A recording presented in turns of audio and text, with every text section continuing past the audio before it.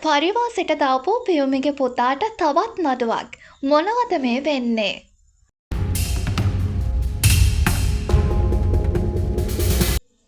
ජනප්‍රිය නිරූපණ ශිල්පිනී පියුමි හංසමාලි සහ ඇයගේ පුතා පිළිබඳව මේ දින කිහිපයම සමාජ මාධ්‍ය තුළ දැඩි කතාබහක් ඇතිව තිබෙනවා.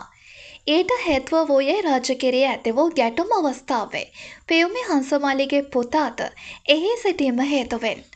නමුත් පියුමි සහ ඇයට ආදරය කරන බොහෝ පිරිසක් පවසන්නේ ඇයගේ පුතා එම ගැටුම වළක්වාලීමට ඉදිරිපත් වන ආකාරය මෙන්ම ඔහු ඊට සම්බන්ධ නොමැති බවයි.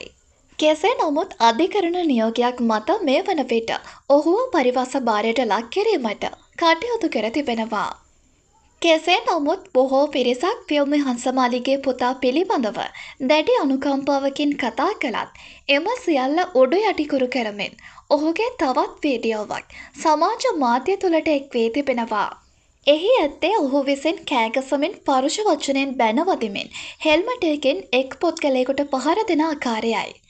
එම සිදුවීම හේතුවෙන් මේ වන විට ඔහුට තවත් නඩුවක් වැටීමට ආසන්න බවටයි පැවසෙන්නේ.